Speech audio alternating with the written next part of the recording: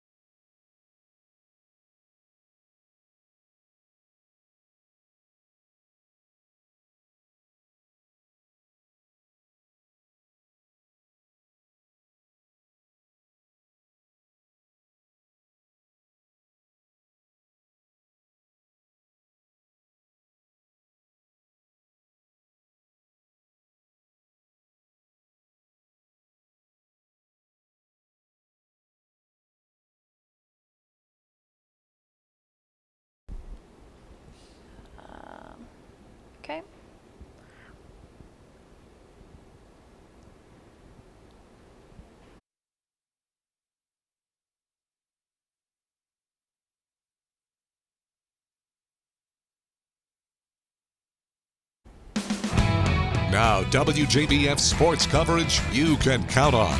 The North Augusta girls basketball team won 4 straight state championships from 2017 to 2020, and now the Lady Jackets are 2 wins away from claiming another state title this season.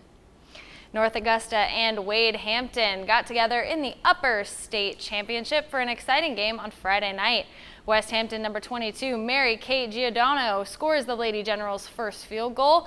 Generals down 7-5. Third quarter, Wade Hampton up by 4 off the miss. Here's Quinasia Abercrombie with the putback.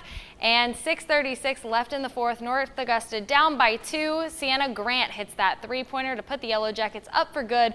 North Augusta gets the win 58-50. In the GHSA Sweet 16, Thompson hosted Spencer for a Friday night matchup and got on the board early thanks to Tylisha Lattimore laying it in. But Spencer answered back with a deep 2 from Williams. Thompson is going to hit a hot streak, and they're going to start with this putback from Jada Kendrick to put Thompson up 4-2. 5 minutes to play in the first. Lattimore to Kendrick. She's going to lay it in underneath the bucket, and the Bulldogs are up by 6. But here comes Lattimore with a 3 to put them up by 7. And then right next play off the inbound, stolen again by Lattimore. Hand off to Kendrick. She's going to feed it back to her, and the Bulldogs are up by double digits. 40 seconds left in the first. Spencer trying to get something going. They do, thanks to Browley. Thompson gets the big win, 64-34. This weekend, the Peach Belt Conference men's regular season title is up for grabs, and there's a 3-way tie at the top between USC Aiken, Augusta, and North Georgia. The Pacers hosting North Georgia, and if they win, they claim the top spot in the PBC tournament. A loss and a win by the Augusta Jaguars over Clayton State would give the title to AU. Now, if USC Aiken wins, they won't be able to host the tournament because the Convocation Center will be hosting the South Carolina High School State Championships next week. Over at Aquinas, congratulations to do-it-all offensive lineman Vincent Dresser. They call him Vinny, the big man going to help anchor the offensive line in Rome, Georgia at Shorter University. The all-region and all-state selection happy to have found his home at the next level. It feels pretty good, and it's a little stressful sometimes, but God has a plan for you and you'll get there. The fact that it's just like Aquinas, how it's small and you get to know your teacher and how you get to know everybody that's there. Oh, great kid. Very high academic kid. One of the hardest workers we've ever had here. Very tough young man. You know, played through some pretty gruesome injuries, especially his junior year. Never missed any time, never complained. Team captain. A big congratulations to Vinny and his incredible head of hair. We'll be right back.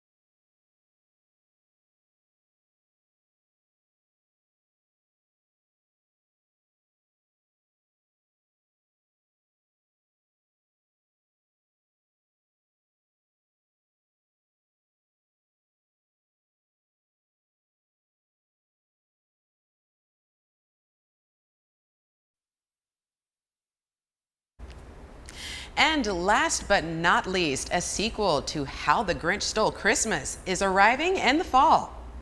Titled How the Grinch Lost Christmas, the story brings fans back to Whoville, where they will finally know how the Grinch spent Christmas 1 year after the first book. And see if he's finally embraced the true meaning of Christmas. Dr. Seuss's beloved original children's book was published back in 1957.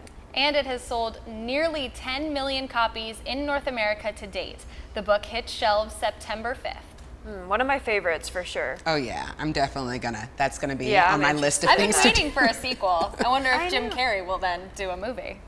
Front row seats for me. Yeah, okay? me too. It's Well, front row seats. There should have been a sequel years ago. Yeah. Well, for our forecast, we still have some showers late tonight, a few more light showers into our Saturday. For the most part, just gloomy though, and cooler, only topping off in the mid-60s, right back into those upper 70s on Sunday, still mostly cloudy. Nice and sunny on Tuesday and warm, 80 degrees. Then we'll be ending next week with more showers Thursday and Friday, and then another cool down next week into the 60s. The rain is back. Well, the news continues at the top of the hour on WJBF News Channel 6 at 11. Hogan's Heroes is next here on MeTV.